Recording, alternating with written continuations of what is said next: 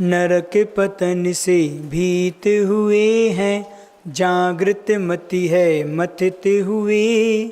जनन मरण में सत सत रोगों से पीड़ित हैं व्यथित हुए।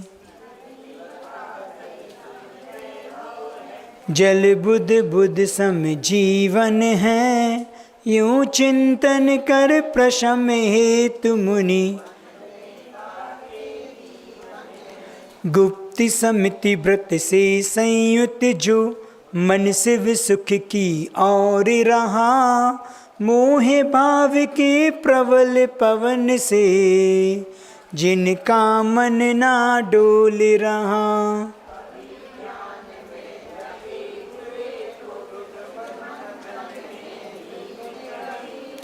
कर्म मलों को धोना है सो, रवि किरणों से तपी शिला पर सहज विराजे मुनिजन हैं। विधि बंधन को ढीले करते, जिनका मट मैला तन है।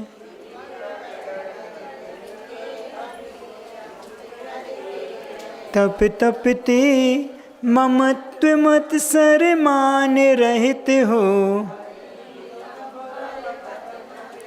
दिवस रहा हो रात रही हो, बोधामृत का पान करें।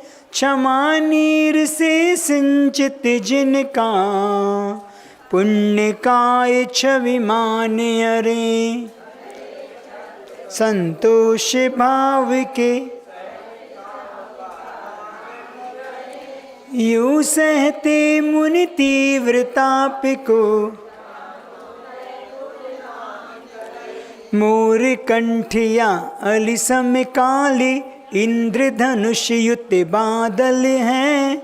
गरजे बरसे बिजली तड़की, झंझा चलती शीतल है।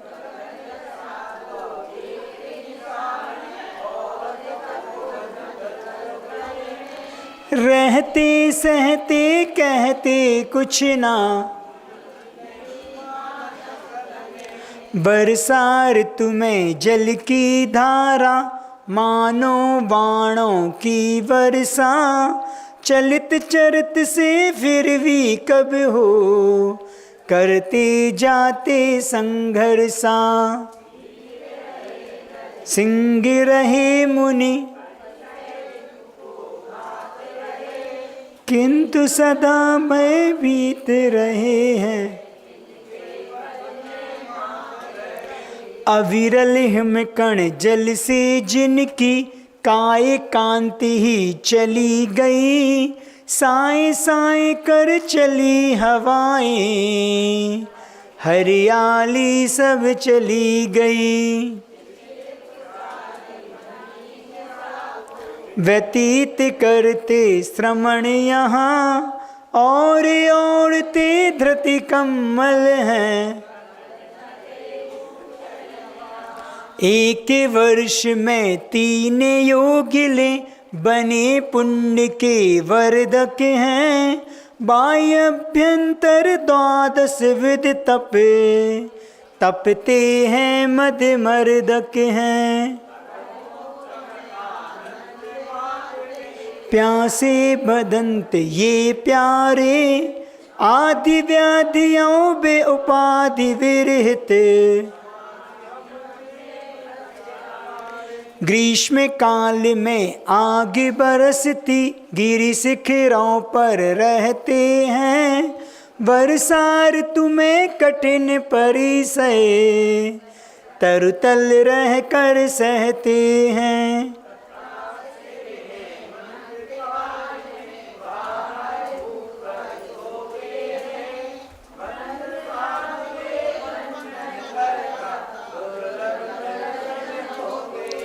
योगीश्वर सद्भक्ति का, करके कायोत्सर्ग। आलोचन उसका करूं, ले प्रभु तव संसर्ग। अर्ध सहित 2 दीप तथा 2 सागर का विस्तार जहाँ, कर्म भूमिया 15 जिनमें संतों का संचार रहा। कहाँ से आओ आतापन का योग धरे,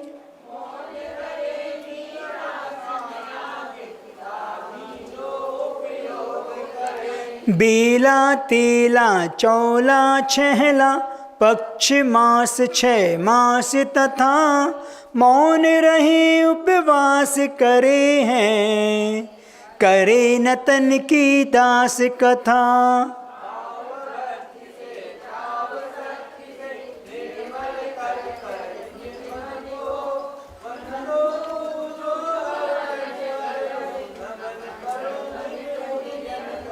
कष्ट दूर हो कर्म चूर हो, बोधि लाभ हो सदगति हो, वीर मरण हो जिन पद मुझको, मिले सामने सन्मति हो, मिले सामने सन्मति हो।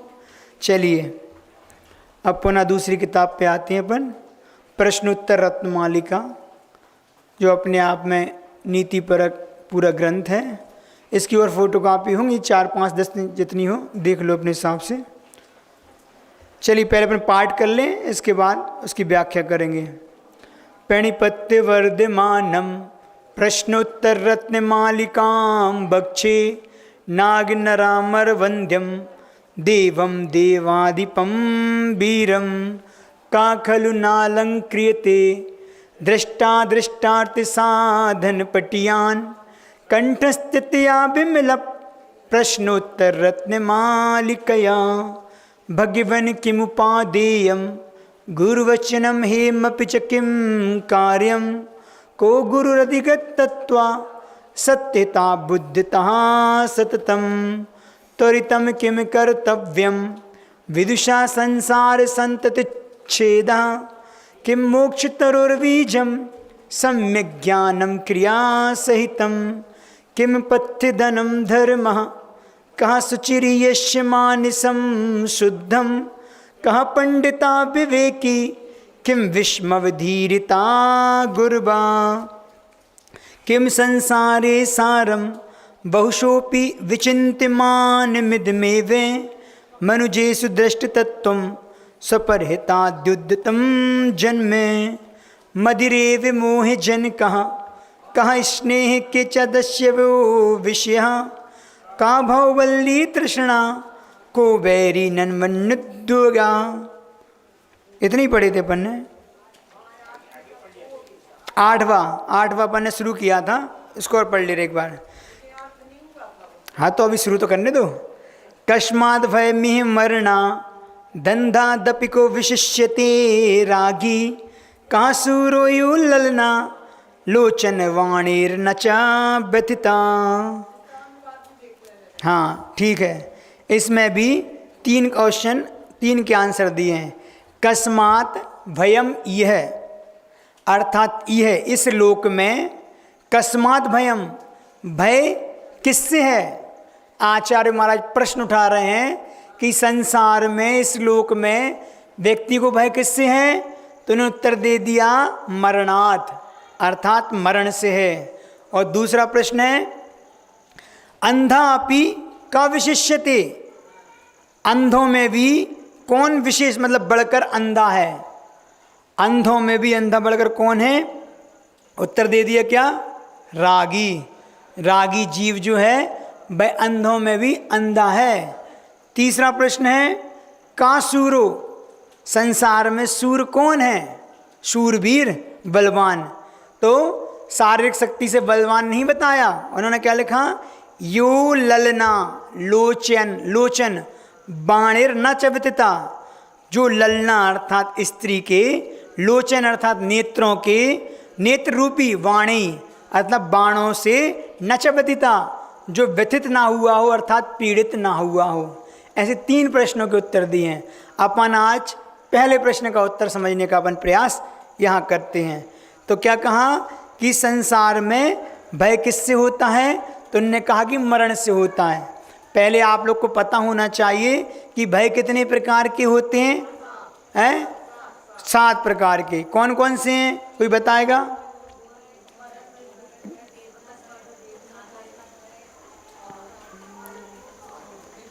यह लोक, परलोक, वेदना, ठीक है ना, अगुप्ती, अत्राण, है ना। अत्राण का मतलब, अत्राण मतलब क्या होता है? संसार में मेरा कोई भी रक्षक नहीं है, ठीक है ना। आकास्मिक और मरण भय, ऐसे 7 भय बताए हैं। तो इसमें सबसे ज़्यादा भय किसका होता है? सबसे ज़्यादा व्यक्ति को भय होता है तो मरण का होता है। अपन पहले समझें अहलोक भय। अहलोक भय मतलब इस संसार संबंधी भय, अर्थात जो व्यक्ति लगातार पाप में प्रवृत्ति करता है, जो व्यक्ति पंचेंद्र के विषयों में लगातार झंपापात करता है, वह इस संसार में रहकर भी संसार से डरा हुआ है। और ये डरा हुआ कौन होता है? मिथ्या दृष्टि होता है। सम्यक दृष्टि इन सप्त भय विमुक्तः, अर्थात इन सप्त भय से विमुक्त रहता है। लेकिन अगर ये भय है तो मिथ्या दृष्टि को है, इसलिए क्योंकि वो पाप का जीवन जी रहा है, तो उसको पता है कि पाप के जीवन में उसको आनंद तो आता है, लेकिन ये पाप मेरा छूट ना जाए, ये विषय भोग मेरे छूट ना जाए, इसलिए इसको इस लोक संबंधी भय रहता है। और परलोक संबंधी भय, जैसे मान के चलो कोई चोरी करता है, कोई झूठ बोलता है, कोई व्यभिचार करता है या परिग्रह का संग्रह भी करता है, तो उस व्यक्ति को इन सब कार्य करते समय भय रहता नहीं रहता? बराबर भय रहता। चोरी करने वाले को पता है कि मैं गलत काम कर रहा हूँ और उस चोरी का मुझे परिणाम गलत रूप में मिलेगा, तो पूरा जीवन डर के भय से निकलता है, कोई मुझे देख ना ले, कोई मुझे पकड़ ना ले। और इसका फल अगली पर्याय में तो उसको पता ही है कि परलोक का भय मुझे मिलने वाला। तो इस जीवन में भी और अगले आने वाला जीवन का भी भय कि क्या पता कहाँ नरक में तो नहीं चले गए, त्रेंच पर्याय में तो ना पहुँच जाएं, तो इससे ज़्यादा कष्ट मुझे वहाँ मिलने वाला है। लेकिन सम्यक दृष्टि इन दोनों से उसको पता है कि मैं इस पर्याय का हमने सार्थक कर लिया, इस पर्याय को मैं अच्छे से जीवन जी रहा हूँ, धर्म के साथ जीवन जी रहा हूँ, तो जब मेरा इस जीवन में भी सुख है और मैं जहाँ जाऊँगा वहाँ सुख की प्राप्ति होनी है, क्योंकि सम्यक दर्शन मात्र हमारे लिए संसार के सारे सुख को देने वाला होता है। इसी सम्यक दृष्टि इन दोनों प्रकार के भयों से रहित होता है। तीसरा भय होता है वेदना का। वेदना का भय हर व्यक्ति को सताता है। ना भी हो रोग तो आदमी सोचता कि मुझे कोई रोग ना हो जाए। आसपास लोगों को देखते ना तो अपन को भय उत्पन्न होता है। जैसे कोरोना के काल में अपन ने नहीं देखा कि हमारे आजू बाजू बहुत से लोग जिनको हुआ, तो पूरे 2 साल आप सभी लोग कोरोना में क्या रहा है? भय की स्थिति बनी रही। तो भय कौन सा? वो कि मुझे ये रोग ना हो जाए। नहीं होता, और होता है क्योंकि हमारी दृष्टि कौन सी है? हमारी देह दृष्टि है, बहिरात्मापन ऐसे कहते हैं। भेद विज्ञान किसको होता है? जो सम्यक दृष्टि है। सम्यक दृष्टि श्रद्धा में भी लाता है और उसकी अनुभूति भी करता है कि नहीं मेरा शरीर अलग है, मेरी आत्मा अलग है। लेकिन जो मिथ्या दृष्टि होगा वह देह में राग करता है, तो देह की सुरक्षा के लिए वो प्रति समय वो भय ग्रसित रहता है कि इसमें कोई रोग ना हो जाए, सर्दी खांसी ना हो जाए, मुझे बुखार ना जाए, कोई बड़ी बीमारी ना आ जाए। और आ जाती तो उसमें आकुलता करता है। कोई रोग आदि होता है ना तो हम बहुत जल्दी आकुल हो जाते हैं, व्याकुल हो जाते हैं। अगर आकुलता ना हो तो अपन खुद देख लें कि बुखार आए देर नहीं हुआ, सर्दी जुकाम देर नहीं हुई, हम पहले उसकी औषधि का उपचार शुरू कर देते हैं। नहीं, जो ले रहे उन्हीं की तो बता रहे हैं। तो ये कहीं ना कहीं हमारी दृष्टि देह आश्रित है ना, देह के प्रति हमारा राग रहता है। तो देह भी राग किसको रहेगा?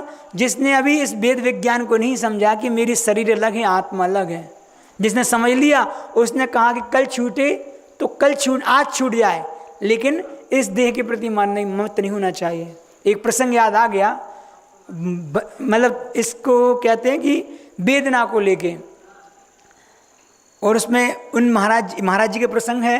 उनने बाद में उसका क्या कहा, तो पूज्य मुनि श्री प्रवचन सागर जी महाराज, जिनको अमरकंटक में कुत्ते ने काटा था, जब उनको काटा था ना तो जंगल से लौट रहे थे, जंगल से लौट के शुद्धि कर रहे थे। तो शुद्धि करते समय एक कुत्ता आया और मात्र उन्होंने स्पर्श मात्र किया था, तो स्पर्श मात्र एक छोटा सा दांत मत उछड़ा था उसका।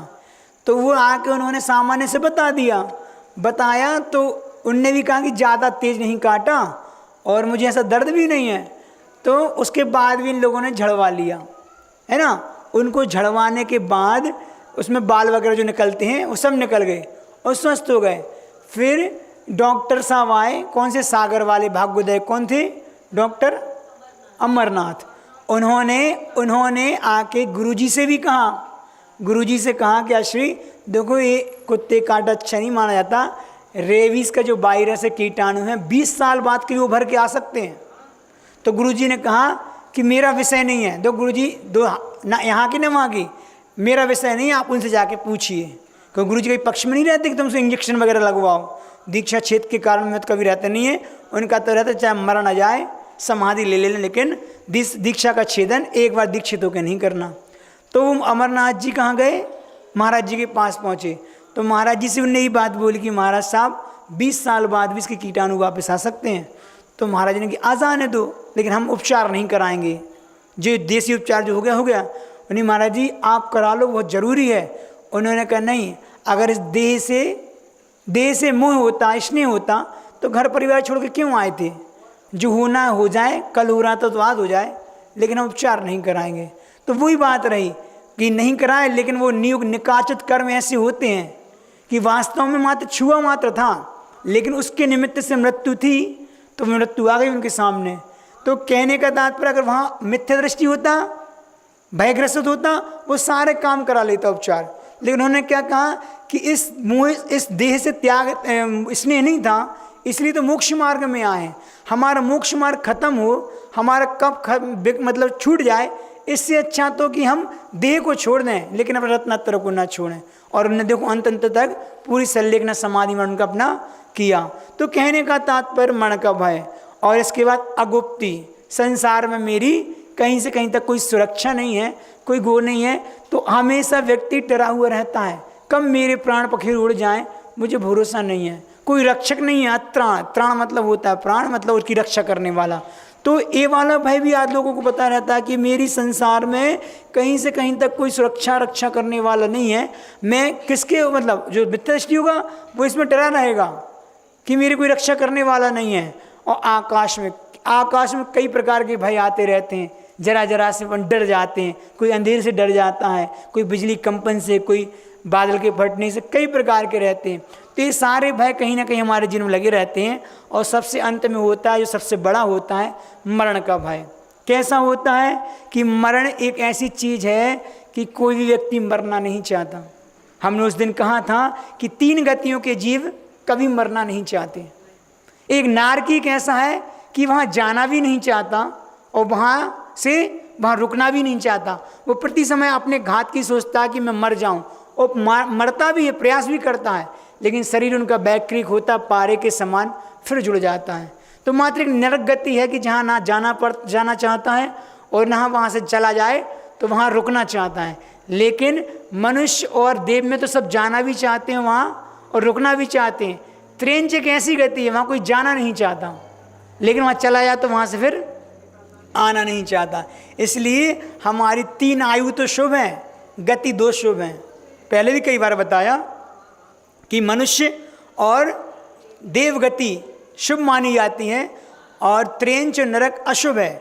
लेकिन 3 आयु, देव, मनुष्य, त्रेंच आयु तो शुभ है, लेकिन नरक आयु अशुभ है। तो क्यों? क्योंकि वहाँ जीव चला जाता है तो उसमें भी रम जाता। त्रेंच भले कितने ही कष्टों का जीवन जिए, लेकिन कौन सा जीव है जो मरना चाहता है? कोई नहीं मरना चाहता। इसलिए हम अपने शौक के लिए, अपनी इच्छा पूर्ति के लिए अगर किसी भी रूप में त्रेंचों का घात करते हैं तो उसका पाप पूरा हमें लगता है। अगर अपने निमित्त से हो रहा है, चाहे वो खाने संबंधी हो, चाहे ओढ़ने पहनने संबंधी हो, चाहे हमारे श्रृंगार संबंधी हो, हर चीज़ में, तो आज सबसे ज़्यादा त्रेंचों का वहाँ पे उपयोग होता है। उन्होंने कल परसों हमने बताया था किसी ने कि सबसे ज़्यादा गधे पाए जाते हैं पाकिस्तान में, अलग नस्ल के गधे होते हैं वहाँ पे। तो पेपर में किसी ने पढ़ा होगा तो बता रहे थे महाराज जी कि चीन उनसे एक्सपोर्ट करा रहा है गधे। क्यों? क्योंकि उसकी स्किन से, उसके अंदर के मटेरियल से कई प्रकार की मेडिसिन तैयार हो रही हैं। तो 14 करोड़ कितने गधों का एक्सपर्ट होना क्या होना है। तो ये सारी हिंसा कर इतने गधे जाएंगे चीन में, वहाँ जाकर उनकी दवाइयाँ बनेंगी उसके शरीर के माध्यम से।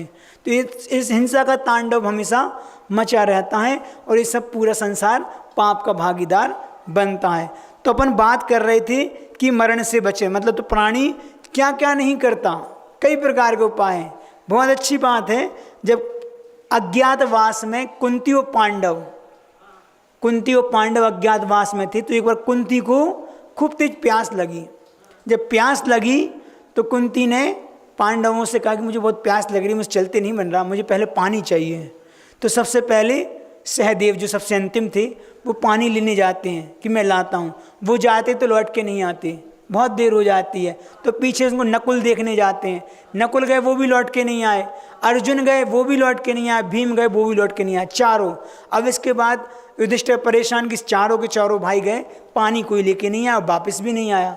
तो वो जाते हैं, जब वो नदी किनारे पहुंचते हैं तो देखते हैं चारों भाई चित्त पड़े हैं, मतलब बेहोशी में पड़े हैं।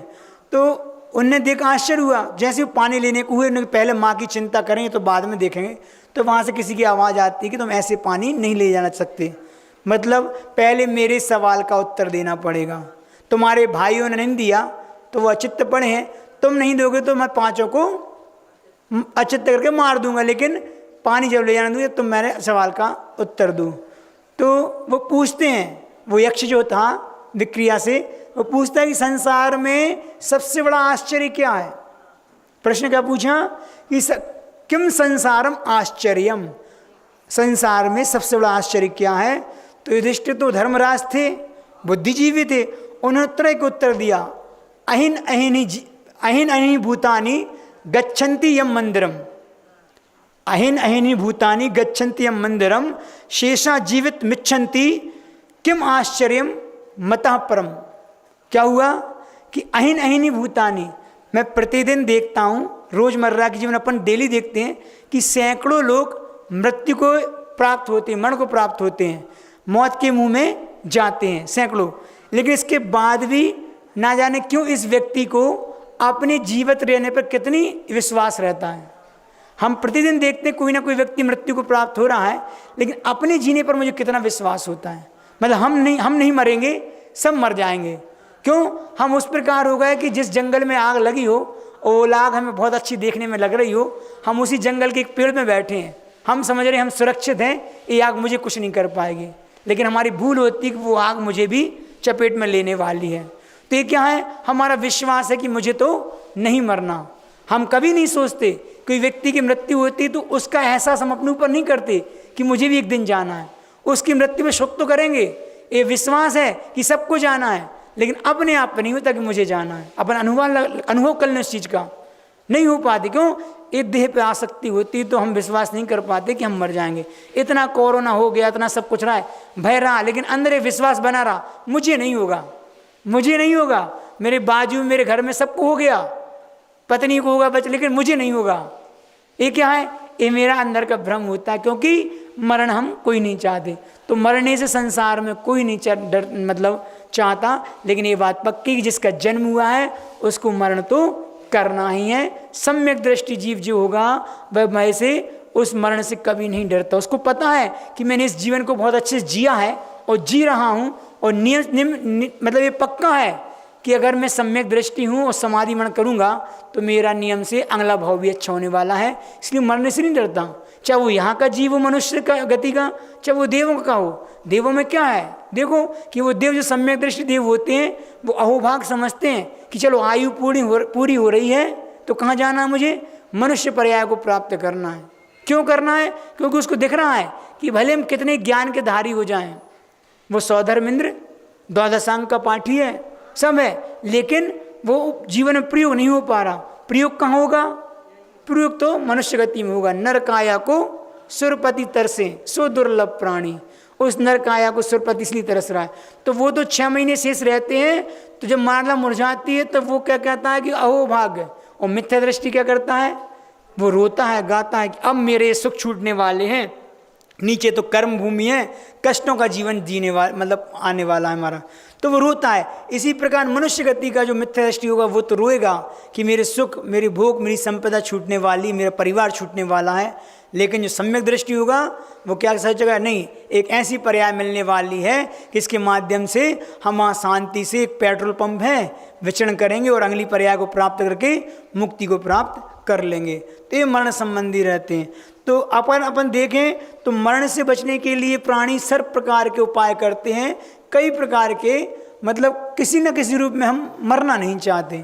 हमने एक दृष्टांत एक दिन और दिया था, आचार्य शांति सागर जी महाराज के समय की बात है, वो कहीं विराजे होंगे तो उनके सामने एक पानी के टंकी पर एक बंदरिया चढ़ गई अपने बच्चे को लेके, और जो उस पानी में, तो पहले पानी नहीं था टंकी में, और जैसी पानी बढ़ा तो वो अपने बच्चे को क्या करती है, अपने पास रखती है, पहले छाती से लगाएगी, फिर कंधे पे बिठा लेगी, फिर सिर पे बिठा लेगी, और जैसे पानी पूरा उसके मुंह पे आने लगता है तो उसी अपने बच्चे को नीचे रख के दबा के वो खुद खड़ी हो जाती है। ये क्या हुआ, अपने बच्चे से भी उतना प्रेम था, लेकिन वो जब अपने पे आई बारी, जब मरण की बात आई तो फिर उसको भी अपना ना समझ के अपनी जान बचाई। ये क्या है, मरण के प्रति भय था, उस भय से बचने के लिए सारी क्रियाएं हो गई। इस प्रकार का ये चलता रहता है। तो एक क्या होता है, आदमी मनुष्य है ना, अपनी कमी को सहन भी नहीं कर पाता। ये मरण को लेके एक बात और याद है कि एक मूर्तिकार था, बहुत बूढ़ा हो गया था, मूर्ति बनाता था। अब मृत्यु मुझे ले जाएगी तो क्या करना चाहिए, आए तो उसने अपने जैसी हूबहू बिल्कुल डुप्लीकेट 10 मूर्तियां बना ली, पूरा चित्रकारी करके आपने 10 मूर्तियां बनाई और उनके बीच में बैठ गया, उन बीच में। अब जब यमराज आया, यमराज मतलब मृत्यु आई, मृत्यु का बुलाने वाला आता पहले, यमराज आया, तो वैसे यमराज आता नहीं है, मतलब अपने शास्त्रों के अनुसार नहीं, किंतु कहानी में तो आ जाता है। तो अरे यह तो 11, मतलब उसने क्या देखा, 11 बैठे हैं और ले एक को जाना है, अब समझ में तुम्हारे लिए कैसे पहचानूं किसको ले जाना है, सब एक से। तो यमराज कहता है, देखो वो भी होशियार है, वो कहता है कि बहुत अच्छी मूर्तियां बनाई हैं, मात्र एक कमी रह गई। इतना बोलता है कि मात्र एक कमी रह गई। मूर्तिकार खड़ा होकर कहता है कि बताइए कौन सी कमी रह गई। यमराज कहता है यही कमी रह गई है, हमें तुम्हारे लिए करना था, तो चलिए ये कमी रह गई कि तुम्हें अब मनुष्य गति को छोड़ के हमारे साथ चलना है। तो व्यक्ति क्या होता है कि अपनी कमी सहन नहीं कर पाता, उसको पता था इंसान की कमी होती है कि हमारी कोई कमी बता दे तो हमें सहन नहीं होती। तो ये चीज़ें कहीं ना कहीं हमारे लिए मरण के लिए कारण बनती हैं। तो हम देख लें कि अगर हमें अभी मरण से भय लग रहा है, मृत्यु, क्योंकि ये बात पक्की है, यथार्थ है, मरना सबको है और पल का भरोसा नहीं है। कल की तो छोड़ो, महाराज जी कल ऐसा करेंगे, फिर ऐसा करना है, फिर ये करना है, बेटा को ब्याह, बहू को ब्याह, नाती को ब्याह, सब चीज़ चलती रहती है। कल तो छोड़ो, पल का भरोसा नहीं, लेकिन हम फिर भी इसी विश्वास में जीते रहते हैं कि मुझे तो अभी बहुत जीवन जीना है। सम्यक दृष्टि है, प्रति समय सचेत रहता है और मृत्यु के लिए हमेशा तैयार रहता है। क्या है, मोक्ष मार्ग में आने रत्नोत्तर प्राप्त कर लिया, अब किस चीज़ का भय, कोई भय नहीं है। 2 चीज़ के लिए तो आते ही हैं, बस एक बोधि प्राप्त हो गई। अब हमारा आज जिस दिन से साधु बनता है उस दिन से उसका एक प्रभाव चलता रहता है, अब समाधि मरण करना है। तो पहले दिन से संलिग्न चलती है। इतनी साधना किसके लिए कर रहे साधु, क्या पड़ी है, घर में किसी चीज़ कमी थी क्या, नहीं, लेकिन नहीं, घर छोड़ के परिवार छोड़ दिया, नंगे पैर हो गए, केस लॉन्च कर रहे हैं, सर्दी गर्मी सहन कर रहे हैं, अंतराय उपवास कर रहे हैं, सारी प्रतिकूलताओं को सहन करते हुए जीवन जी रहे हैं। तो ये क्या है, ये अपने शरीर को पक्का बना रहे हैं। क्यों पक्का बना रहे हैं कि अंत समय में कितनी भी प्रतिकूलता जाए, हमने जीवन में जवानी के समय में उन क्लेशों कष्टों को भोग लिया, तो बुढ़ापे में मुझे चीज़ कष्ट नहीं होगा। तो ये एक प्रकार से ये मरण की साधना है, हमें अंतिम समय में अपना मरण अच्छा करना है। कोई पूछता है महाराज जी कि जैन दर्शन में व्रत नियम संयम में सबसे पहले खाने पीने की बात क्यों आती है, खाने पीने छोड़ने से, 16 आदि का और ये सब कुछ करने से इससे क्या प्रयोजन है। तो वही बात है कि सबसे ज़्यादा आसक्ति हमारी क्या होती है, रसना पे होती है व्यक्ति का। अंत समय में अगर ये रसना हमारी, अगर इसकी आसक्ति नहीं छूटी तो तुम कितनी और अलग से साधना कर लो, कितनी तप कर लो, वो आपका व्यर्थ चला जाएगा। क्योंकि ये देखा है अच्छे साधक हैं, अंतिम समय पानी मांगते हैं, अच्छे साधक हैं। शांति सागर जी के समय की एक बात है, एक मुनि महाराज थे, वो उनके एक शिष्य थे, और वो मुनिराज जो थे ना वो बहुत उत्कृष्ट साधक थे, 15-15 एक महीने की साधना करते थे, उपवास आदि की, अच्छा सहन था उनका। तो उनके जो शिष्य हुए उन्होंने एक बार उनकी कुंडली देख ली, ज्योतिष विद्या में महारथ हो गए थे, तो उनने देखा तो उन्होंने कहा कि मेरे गुरु का जीवन मात्र गुणा भाग लगा के 13 दिन का शेष बचा है। तो उन्होंने कहा कि आपका सिर्फ 13 दिन का जीवन शेष रहा है। तो उन्होंने कहा ठीक है 13 दिन का बचा ही है, तो हम 13 दिन का निर्जला उपवास के साथ समाधि संलीन धारण कर ले रहे हैं। ऐसा सोच के उन्होंने कर लिया। अब जब कर लिया तो भले कितने बड़े साधक हों, कितने कुछ किया हो, संलेखना की एक विधि होती है, क्रम से चला जाता है, बहुत क्रम से चला जाता है। शांति सागर जी महाराज कितना सामर्थ्य था, उन्होंने संलेखन धारण किया, उन्होंने जीवन में कितने उपवास किए, कितने किए पता है? अपनी 35 वर्ष की साधना में 29.5 वर्ष तो उन्होंने उपवास के निकाल दिए। तो ऐसे ऐसे उपवास, लेकिन अंत समय में उन्होंने जो 36-35 दिन की संलेखना हुई, उन्होंने उसमें भी क्रम रखा। वो चाहते तो एक साथ पूरे कर सकते थे, लेकिन वो उन्हें पता था कि देखो अंत समय के परिणाम सुरक्षित रखने के लिए आकुलता ना हो, इसलिए क्रम से इसको आगे ले जाया जाता है। तो उन्होंने क्या किया, उन्होंने जो महाराज थे 13 दिन की संलेखना ले ली, वो बैठ गए। अब 7 दिन तो उनके निकल गए, 8वें दिन उन्हें खूब आकुलता हुई। किस चीज़ की? तृषा की। क्षुधा की वेदना कष्टकारी नहीं होती, तृषा की अर्थात पानी की वेदना आदमी सहन नहीं कर पाता। तो उनको बहुत आकुल व्याकुल, उन्हें वो कहने लगे हमें पानी चाहिए, पानी मांगे। खूब समझाया श्रावकों ने सबने, लेकिन वो काय को तैयार हुए, मुझे तो पानी चाहिए। यहाँ तक बात आ गई कि इतने संक्लेशित हो गए, उन्होंने कहा कि तुमने अगर पानी नहीं दिया तो इसी तुम्हारे बगल में बावड़ी में जो मगरमच्छ, वहाँ मगरमच्छ बनेंगे हम। निदान हो जाता है ऐसे, मतलब आदमी कर लेता है, क्योंकि परिणाम कब कैसे हो जाए कर्म के उदय में पता नहीं रहता। तो ऐसा कहा तो श्रावकों को बहुत चिंता हुई कि ऐसे तो इनका मरण हो तो मरण ही नहीं कहलाएगा, वो सुमरण है और इनकी गति बिगड़ सकती है। तो उन्हें क्या उपाय किया, तो उन्होंने पास में कुछ दूरी पर शांति सागर जी महाराज, आचार्य शांति सागर जी महाराज चातुर्मास कर रहे थे। तो उनके पास श्रावक गए, तो महाराज ने से जैसे बोला कि महाराज ऐसी ऐसी बात है, तो महाराज ने तुरंत, कोई चातुर्मास में सीमा रहती है और किसी विशेष परिस्थितियों में आ भी सकते हैं, उन्हें तुरंत पीछे कमंडल उठाया और वहाँ से बिहार करके 2 टाइम में उनके पास पहुँच गए। और जैसे ही पहुँचे तो उनको देख के उन्होंने तुरंत पीछे उठा कर उनको नमस्कार किया। आचार्य शांति से एक सामान्य मुनि के लिए संलेखन करते हैं, और उनकी परिक्रमा लगाई। उनको बहुत अंदर से एक ग्लानि सी हुई कि इतने बड़े आचार्य महाराज जो मेरी परिक्रमा लगा रहे हैं, मुझे पीछे से वंदन कर रहे हैं। तो उन्होंने कहा कि महाराज आप ये क्या कर रहे हैं? महाराज ने कहा हम वही कर रहे हैं जो शास्त्रों में लिखा है। क्या लिखा है? उन्होंने कहा ये जो छपक होता है, जो संलेखन धारण करता है, और ये छपक महाराज हैं, ये सबसे बड़े माने गए हैं। धन्य है महाराज, आपने इतना बड़ा पुरुषार्थ किया, आपने अंत समय में संलेखना समाधि को स्वीकार करना एक बहुत कठिन परिश्रम होता है, तो हम आपको वंदना करेंगे, क्यों नहीं करेंगे। तो उन्होंने वंदना की, उनको संबोधा खूब उनको अंदर। तो उन्होंने फिर कहा क्यों महाराज आपको आकुलता हो रही है? अब नहीं हो रही। नहीं, आपको पानी की आकुलता हो रही थी। तो उन्होंने कही इतने अच्छे अमृत का पान कराने के बाद किसी को पानी की वेदना हो सकती है? तो ये होते महापुरुषों की वर्गणाएं भी काम करती हैं, उनकी वचन वर्गणाएं भी काम करती हैं। उनके आने मात्र से उनका संबोधन हो गया, उनके परिणाम स्थिर हो गए, और उन्होंने फिर 13 दिन में हुई, लेकिन उसके बाद एक भी दिन उन्होंने पानी नहीं माना, क्योंकि यम संलेखना ले ली थी, अब हम पानी तो नहीं लेंगे। तो फिर उनके अच्छे से परिणाम, फिर वहाँ रुक के उन्होंने खूब अच्छी संलेखना कराई।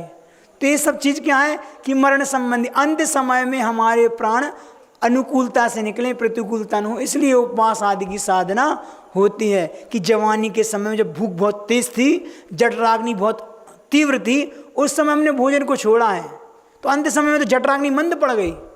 अब तो खाओगे तो कुछ पचा नहीं पाएंगे, लेकिन इसके बाद भी आसक्ति नहीं मिट रही। ऐसा होता नहीं होता? ऐसा ही होता है। जिसने जीवन भर अच्छा अच्छा खाया है ना, अंत समय उसको खाना ही याद आता है, आहार ही आते हैं, अच्छी अच्छी चीज़ देखे, अंत समय में भजिया मांगते हैं, कचौड़ी मांगते हैं। ये सब क्या है? ये सब है क्योंकि रसना पे हमारी आसक्ति बनी रही, तो वो चीज़ अंतर दिखता है। जिसका परिवार के प्रति राग है अंत समय में, उसको भगवान याद नहीं आते, उसको मम्मी पापा पत्नी बच्चे याद आते हैं। तो ये कहीं ना कहीं हमारे लिए सोचनी है। इस मरण समय कई प्रकार की कहानियाँ आती हैं, कई दृष्टांत आते हैं, जितना सुनाओ उतना कम है। तो ये इस प्रकार का अपन को देखना चाहिए। एक दादाजी थे, एक बिल्कुल प्राण कंठ में थे, चारों तरफ से परिवार घेर के बैठा था कि दादी जाने वाले हैं, और मुख से आवाज़ भी बंद हो गई निकलना, लेकिन वो कुछ बोलना चाह रहे थे, कुछ बोलना चाह रहे थे, लेकिन आवाज़ नहीं निकल रही, बाबा बाबा बाबा ऐसे बाबा कर रहे थे वो। तो बच्चों ने सोचा कि कहीं कुछ माल तो नहीं है कि पिताजी बताने चाह रहा हूँ, कहीं उन्होंने गुप्त रूप से रखा हो सकता है कछु अपने अंत समय में कोई व्यवस्था हो जाए अच्छी। तो डॉक्टर को बुलाते हैं, डॉक्टर साहब कुछ कहना चाह रहे हैं। तो डॉक्टर साहब हाँ कहना तो चाह रहे हैं, लेकिन समझ में नहीं आ रही क्या कह रहे हैं, तो कुछ उपाय करो कि कुछ कह दें वो। तो उन्होंने कहा उसके लिए एक 50,000 का इंजेक्शन लगेगा, तो हो सकता है 2-4 शब्द बोल दें। ठीक है डॉक्टर साहब, अगर 50,000 में अगर बोलना होगा, 2-5 लाख को फायदा हो जाए तो कौन सा नुकसान है, ठीक है लगा दो। जैसे इंजेक्शन लगाया, क्या हुआ, तो वो बोले तो पता जी क्या बोल रहे थे, आप क्या बोल रहे थे, बकरी है ना झाड़ू खाए जा रही थी, तुम लोग तेज से बोल रहे थे, बोला नहीं आपने। तो क्या है, उनको वही चीज़ दिख रही है, बाबा से वो बकरी दिख रही थी, झाड़ू खा रही थी, अब 50,000 गए पानी में। तो ऐसी आसक्ति अंत समय में भी बनी रहती है। तो कहीं ना कहीं हमारे लिए कारण बनते हैं। 5 मरण जो होते हैं ना, मरण अगर शास्त्रों की भाषा में बात करें तो भगवती आराधना में 17 प्रकार के मरण आए हैं, और वैसे सामान्य से 5 प्रकार के होते हैं। कौन से होते हैं 5 प्रकार के मरण? बाल मरण, बाल मरण, बाल पंडित मरण, पंडित मरण और पंडित मरण, ठीक है ना। इस बाल मरण, बाल मरण, बाल पंडित मरण, पंडित मरण और पंडित मरण। और सबका मतलब पता, मिथ्या दृष्टि जीव जो होता है, जो संसार में विषय भोगों में मोह में आग्रसित है, जिसको भेद विज्ञान नहीं, देव शास्त्र के प्रति आस्था श्रद्धा नहीं, तत्वों के प्रति श्रद्धा नहीं है, और जितने भी संसार में रचे पचे हैं, क्रूर कर्मों में लिप्त हैं, जितने भी हैं, ये सारे जो मरण होता है मिथ्यात्व के साथ, को क्या बोलते हैं? बाल मरण। बाल से अर्थात मतलब बालक नहीं लेना, मतलब धर्म के क्षेत्र में वो बालक भी नहीं थे, बाल बराबर भी नहीं थे, ऐसा कह सकते हैं। तो ये बाल मरण होता है, मिथ्या दृष्टि का होता है, जो अधोगति का पात्र बनता है। और फिर बाल मरण किसे कहते हैं? बाल मरण कौन होता है, कौन बताएगा? जो है नहीं, जिसको सम्यक दृष्टि है, श्रद्धान है, लेकिन व्रतों से रहित है। आवृत्ति सम्यक दृष्टि का जो मरण होगा उसको बाल मरण बोलेंगे। और जो बाल पंडित हैं, एक रूप से पंडित है, बाल है अर्थात जो आप हैं, जो पंचम गुण स्थानवर्ती संयम में जो व्रति श्रावक होता है, चाहे वो आर्य का हो, चाहे एलक शुल्लक हो, चाहे व्रति श्रावक हो, इन सब के प्रतिमाओं का जो व्रत पालन करता है, इन सब का बाल पंडित मरण होता है। मतलब कुछ रूप में तो अज्ञानी, बाल से अज्ञानी भी लेते हैं, और कुछ रूप में ज्ञानी पंडित हैं। आदि रूप में है हमारी त्रस हिंसा का त्याग है, लेकिन स्थावर संबंधी हिंसा का त्याग, एक देश व्रतों का पालन करने वाले का जो मरण होता है उसको बाल पंडित मरण कहते हैं। और पंडित मरण किसका होता है? रत्नत्रय के धारी साधु महाराज का, जो उत्कृष्ट पात्र की कोटि में आते हैं, इनके मरण को क्या बोलते हैं? पंडित मरण कहते हैं। और ध्यान रखो, साधु का किसी रूप में मरण हो, किसी रूप में मरण हो, उनका समाधि मरण ही कहलाता है, क्योंकि प्रतिदिन सचेत रहते हैं। अब शरीर का परिणमन तो किसी रूप में हो सकता है, अकाल में मृत्यु भी आती है, अगर वो चले जाएं तो भी अपन सोचते क्या पता हमारी समाधि हुई कि नहीं से लेना। तो उनके अगर परिणाम अच्छे बने रहते हैं तो वो संलेखना के साथ तो ही गए हैं, तो उनका पंडित मरण ही कहलाता है। और सबसे आखिरी पंडित मरण है, वो किसका होता है? छपक का नहीं होता। जिनका मरण ही नहीं होता उनको पंडित मरण कहते हैं।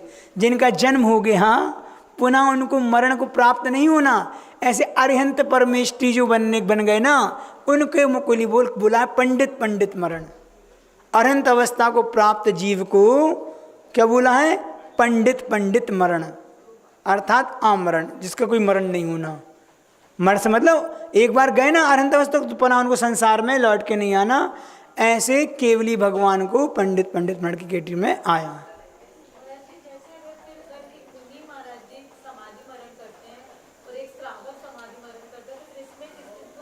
बहुत अंतर है। देखो एक व्रतों के साथ, पूर्ण व्रतों के साथ जा रहा है, वो श्रावक जरूरी नहीं है कि वो व्रतों के साथ जाए और उसके अंत समय में परिणाम, और ऐसा भी है, ऐसा भी हो सकता है एक साधु का अंत समय में परिणाम खराब हो जाए, एक श्रावक उत्कृष्ट, लेकिन परिणामों की तारतम्यता तो है। लेकिन ये बात पक्का कि अगर संलेखन समाधि पूर्वक अगर साधु जा रहा है तो वहाँ इंद्र पद को सुशोभित होगा, उसको उच्च पद मिलने वाला है। लेकिन श्रावक की कोई गारंटी नहीं है, स्वर्ग में भी तो फैकल्टी चलती नहीं चलती। जैसे संसार में आप लोगों के बीच में छोटे बड़े का भेद होता है ना, ऐसा वहाँ भी होता है। तो वहाँ मानसिक संताप को देने वाले ये सारी चीज़ें देखी जाती हैं, उनका वैभव ज़्यादा, उनका ऐश्वर्य ज़्यादा, हमारा कम न कम, तो उसको वहाँ पता चल जाता है कि ये जो आए हैं वैभव के साथ, क्योंकि पूर्व पर्याय ने क्या किया, रत्नत्रय का पालन किया, समाधि मरण किया, व्रतों के साथ जीवन का अंत किया, इसलिए इनको सब कुछ मिला। तो वहाँ भी चलता है। नहीं तो ऐसे तो एक त्रेंच भी 16वें स्वर्ग में जा रहा है। वर्तमान पंचम काल में 16 स्वर्ग से ऊपर कोई जा ही नहीं सकता। तो त्रेंच भी जा रहा है, मनुष्य भी जा रहा है, स्त्री भी जा रही है। कैसे नहीं जा रहे? 16वें स्वर्ग तक जा रहे हैं। हाँ बताओ। नहीं 16वें स्वर्ग तक ट्रेन जाता, सम्यक दृष्टि जो होगा, संयम सीमित गुणस्थान प्राप्त, 16वें स्वर्ग तक की उसकी यात्रा हो सकती है। हाँ ये जरूर है कि 12वें स्वर्ग का कोई देव है तो वहाँ 12वें स्वर्ग तक का देव नीचे आके त्रेंच बन सकता है। तो ऊपर के 13वें स्वर्ग से लेकर 9वें ग्रेविक अनुदशा आदि के जितने भी देव हैं, इनका पक्का हो गया कि मनुष्य ही बनेंगे। ये अब हमने बता दी तो देख लेना, बता देना। मैं बोल तो रहे हैं त्रेंच 16वें स्वर्ग तक जाएगा, लेकिन ऊपर 12वें स्वर्ग से ऊपर के देव हैं नियम से मनुष्य बनेंगे। 12वें स्वर्ग तक के जो देव हैं वो त्रेंच बन सकते हैं, पर पंचेंद्रीय मनुष्य आदि। और जो एक इंद्रिय आदि बनते हैं देवों से, वो 2 स्वर्ग से ऊपर के देव नहीं बन सकते। ये सारी चीज़ सिद्धांत की हैं। अगर आपने कहीं पढ़ा हो तो हमें बता देना कहाँ पढ़ा है। हाँ क्या और क्या बन के द्रव्यलिंगी मुनि हैं, नियम से मनुष्य बनेंगे नीचे आगे, ये बात अलग है।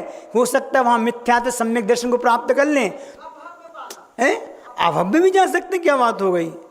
हाँ उन जिनको 11 अंग तक का ज्ञान हो जाता है, ऐसे द्रव्यलिंगी मुनि अभव्य हैं। तो ये तो पर्याय की विचित्रता है। तो इसमें इतना विषय अपन ने समझ लिया। 5 प्रकार के मरण होते हैं, मरण आदमी क्यों करता है, मरण सबसे ज़्यादा भय क्यों लगता है, ये सारी चीज़ें अपन ने एक प्रश्न के उत्तर में आज अपन ने समझ ली। कल अपन दूसरे प्रश्न पर थोड़ी चर्चा करेंगे कि अंधे व्यक्ति से भी अंधा कौन होता है। आज इतना ही पर्याप्त है। चलिए भजन में सुना, अब भजन कौन सा सुना दें आज।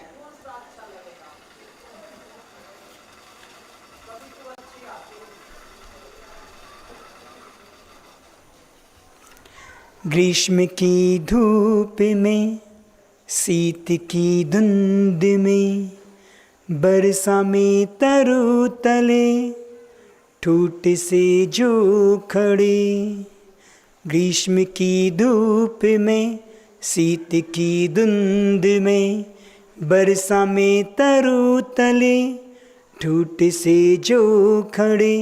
सबका परमात्मा बन गया आत्मा, सबका परमात्मा बन गया आत्मा, खुद में ही खो गए हैं, हम उन्हीं के हो गए हैं, हम उन्हीं के हो गए हैं।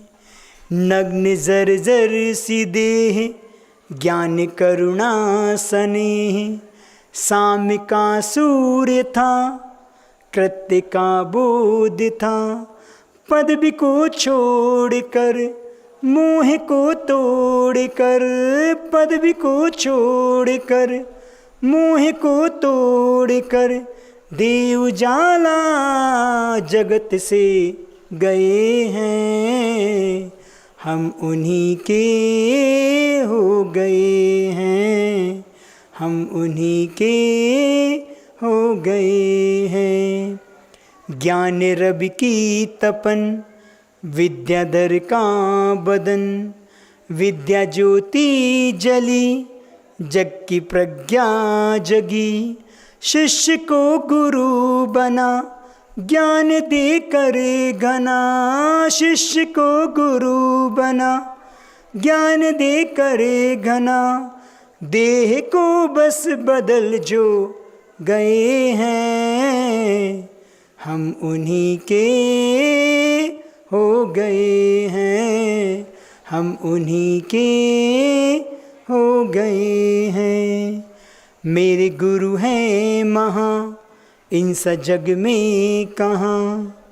पाया जब से दरस, हुआ सम्यक दरस। हो समाधि मरण, फिर से हो गुरु मिलन। हो समाधि मरण, फिर से हो गुरु मिलन। एक यही कामना कर चले हैं, हम उन्हीं के हो गए हैं, हम उन्हीं के हो गए हैं। ग्रीष्म की धूप में, शीत की धुंध में, बरसा में तरु तले, ठूठ से जो खड़े। सबका परमात्मा बन गया आत्मा, सबका परमात्मा बन गया आत्मा। खुद में ही खो गए हैं, हम उन्हीं के हो गए हैं, हम उन्हीं के हो गए हैं। गुरुदेव भगवान श्री विद्यासागर जी महाराज की